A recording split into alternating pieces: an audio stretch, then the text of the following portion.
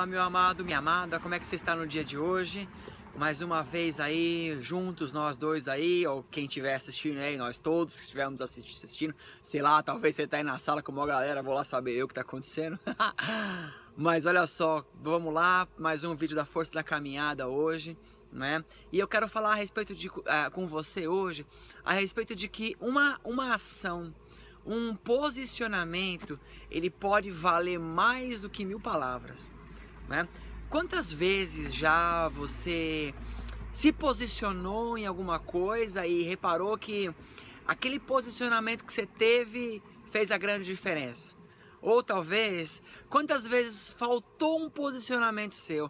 Você pensou assim, puxa, se eu tivesse falado, se eu tivesse corrido, se eu tivesse me posicionado, se eu tivesse feito isso, aquilo, outro, pá, teria acontecido. E você não fez, o tempo passou e perdeu a oportunidade, né? Eu lembro de que quando eu era adolescente, né? Na minha época de adolescência, não vou dizer a moda, né? Porque não era uma moda, era realmente algo que era muito importante, era o colegial técnico. Então, na época, os colegiais técnicos da minha época era a ET, né? Que hoje acho que é ETEC no Brasil, né? Que era a escola técnica, né? E eu me lembro que na época, né? Quem não prestasse para ETEC, né? Quem não estudasse para entrar naquela escola, né? O povo já olhava, caramba, pô, mas você não vai fazer isso, né? E eu lembro que na minha época, né? Eu até prestei, só que o que aconteceu? Eu não passei na primeira vez porque eu não me posicionei em estudar. Eu simplesmente fui, todo mundo vai, eu vou, e eu me senti muito mal, porque muitos dos meus amigos passaram e eu não passei, né? Aí eu tive que ficar para repescagem, tive que no outro ano prestar e aí eu consegui passar. Mas, assim como eu, quantas vezes talvez você perdeu a oportunidade de se posicionar? E eu quero ler um texto com vocês hoje a respeito de um homem, né, que ele não tinha, vamos dizer assim, um caminhar com Jesus, ele não tinha assim um caminhar na fé talvez, mas ele teve uma atitude que mudou a história dele a tal ponto de que ele entrou para a Bíblia, né? Esse texto que nós vamos ler, ele está no livro de Mateus, no capítulo 8, a partir do versículo 5. Eu vou lendo com vocês aí, vocês me acompanhem. Olha só. Entrando Jesus em Cafarnaum, que era uma cidade, dirigiu-se a ele um centurião. O que é um centurião? Centurião era um homem que coordenava, que liderava 100 soldados. Então um centurião era um homem que liderava 100. Amém? Só para você entender aí. Dirigiu-se a ele um centurião, pedindo-lhe ajuda, e disse: Senhor, o meu servo está em casa, paralítico, em terrível sofrimento. Jesus lhe disse: eu irei curá-lo. Verso 8. Respondeu o centurião: Senhor, eu não mereço receber você debaixo do meu teto. Apenas dize uma palavra e o meu servo será curado.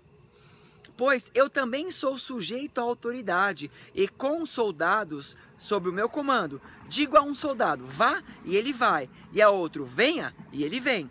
Digo ao meu servo, faça isso, e ele faz. Verso 10. Ao ouvir isso, Jesus admirou-se e disse aos que o seguiam: digo-lhes a verdade, eu não encontrei em Israel ninguém com tamanha fé. E eu lhes digo que muitos virão do Oriente e do Ocidente e se sentarão à mesa com Abraão, Isaque e Jacó no reino dos céus. Mas os súditos do reino serão lançados para fora, nas trevas, onde haverá choro e ranger de dentes. Verso 13. Então Jesus disse ao centurião: vá, como você creu, assim lhe acontecerá. Na mesma hora o seu servo foi curado. Amém, queridos? Olha só. Perdão a tosse. Olha só. Como é importante você se posicionar. Esse homem, ele ouviu falar de Jesus. E ele apenas ouviu falar que Jesus, ele curava. E ele chega em Jesus, então, por intermédio, na verdade, de alguém, e ele quer interceder, quer o quê? Que o seu servo seja curado. Provavelmente alguém que ele amava muito. E ele falou para Jesus: olha, Jesus, se o Senhor quiser, né, cura o meu servo, né? Eu sei que o Senhor pode fazer isso. E Jesus falou assim, eu vou curar ele. Eu vou até, aí Jesus falou, eu vou até a sua casa curá-lo, né? E o centurião falou assim, não, quem sou eu? Eu não sou digno de te receber na minha casa. Basta uma palavra sua que ele vai ser curado. E mediante aquele posicionamento, que é o que estamos falando aqui agora, e mediante aquele posicionamento, meu irmão, Jesus deu a ordem e o servo foi curado. Apenas ele se posicionou. Gente, deixa eu dizer uma coisa para vocês. Jesus é simples, querido. Jesus, ele é simples. As pessoas, elas acham que tem que fazer 1 milhão de coisas para chamar a atenção de Jesus, tem que isso aqui. Mas Jesus é simples. O evangelho é simples. Complicados são as pessoas que complicam as coisas, as pessoas que complicam as igrejas, as pessoas que complicam os ministérios, as pessoas que complicam muitas vezes a vida umas das outras. Mas Jesus, ele é muito simples. Se você acreditar e você tiver fé, ele muda a sua história. Só que você tem que se posicionar. Como que eu me posiciono? Eu chego diante de Jesus e falo, olha, eu creio no Senhor. Uma palavra sua, tudo vai acontecer. Uma ordem sua, uma oração sua, uma direção sua muda a minha vida. Então, querido, é esse posicionamento que eu estou te questionando hoje aqui nesse vídeo. Até quando você vai esperar, não é, para se posicionar? Tem gente que não se posiciona nunca. Então, às vezes está namorando aí há 10, 12 anos, não se posiciona para casar. Está enrolando para fazer uma faculdade, não se posiciona para começar. Tá enrolando tanto tempo para ter um filho, porque isso, porque aquilo, porque muito, porque não sei o que lá, e o tempo tá passando, já tá chegando aí nos 40 e poucos, 45, e não teve filho ainda. Não tô dizendo que, né, você não pode ter filho com mais idade, mas eu tô dizendo que às vezes nós perdemos muito tempo por falta de posicionamento. E é engraçado que nas coisas mais importantes nós não nos posicionamos, mas de repente se alguém afronta você, se alguém fala alguma coisa de você, pronto, aí você virou machão, você se posiciona, você vai pra cima, quer falar. Só que as coisas importantes da sua vida, da sua família, da sua casa, da sua saúde, você não se posiciona. Então, olha só, o posicionamento, ele muda todas as coisas. Esse centurião, ele era um homem, provavelmente, que servia a Roma, ele era um homem que tinha muitos soldados, ele era um homem com uma patente. Só que ele se humilhou, de certa forma, foi humilde, não é? E foi até Jesus e falou assim para Jesus, Jesus, por favor, não é? Eu tenho um servo doente, se o senhor quiser, cura ele. Né? Ele se posicionou. E na hora que Jesus disse, não, vou na sua casa, eu vou curá-lo. Não precisa. Eu creio na sua palavra. Se você falou, acredito, acabou, ele vai ser curado. E assim foi. E assim foi, meu irmão. Mas ele se posicionou, ele foi até lá. Se ele não tivesse ido, o servo não teria sido curado e o nome dele nunca ele nunca estaria na Bíblia. A história dele não estaria contada aqui.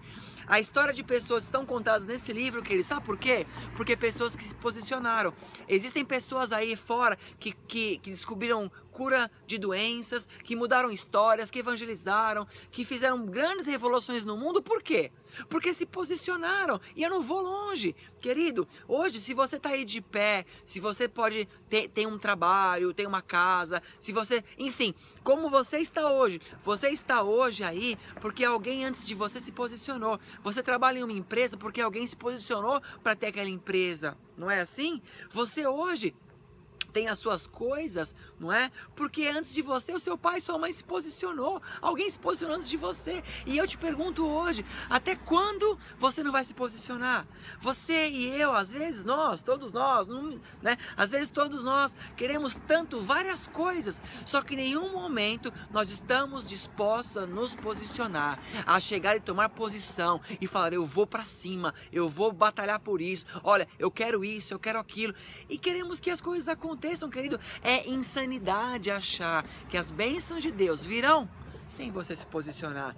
Pode até ser que alguma coisa aconteça, só que da mesma forma rápida que virá, ela vai embora. Porque eu vou dizer uma coisa para você, uma vez que você se posicionar, a bênção que Deus te der, querido, não é passageira, é eterna, é para sempre. Amém? Posso ouvir um amém aí do outro lado, querido? Então, nesses dias, querido, se posicione. Se você trabalha com evangelismo, se posicione, evangelize as pessoas, fale de Jesus, fale da palavra. Se você é líder de igreja, se você tem ministério, querido, se posicione com as suas ovelhas, cuide delas, dê atenção. Não ache você que só ministrar é o bastante. Dê atenção, dê amor, dê carinho. Se você é pai, se posicione como pai, cuide dos seus filhos, cuide da sua esposa. Se você é mãe, se posicione. Querido, aonde você estiver, se posicione, que eu tenho certeza de que você vai ser abençoado e vai abençoar muitas pessoas. Deus se alegra daquele que toma posição. Amém, meu irmão? Olha só, então fica aí com essa palavra, que Deus te abençoe, que Deus te abençoe nessa semana. Peço encarecidamente aí, se você sentir no seu coração, encaminhe os vídeos, né? Eu tenho certeza de que as palavras de Deus que são trazidas aqui já estão abençoando muitas pessoas e vão abençoar muito mais através da sua ajuda aí, né? Rapidão, você vai encaminhando no seu WhatsApp aí, publica no seu Face, nós postamos sempre as palavras no Facebook ali, ou meu, ou da pastora, ou da igreja Sara Nossa Terra de Michigan, amém? Procura lá, meu irmão. Vai em paz aí, e que Deus te abençoe, te guarde, te prospere em todos os seus caminhos, em nome de Jesus Cristo. Se você estiver aqui em Michigan, te espero na igreja domingo, vai ser uma bênção. Santa Ceia esse domingo, em nome de Jesus, Deus te abençoe. Vai em paz. Aleluia. Your heart is beating, alive and breathing, and there's a reason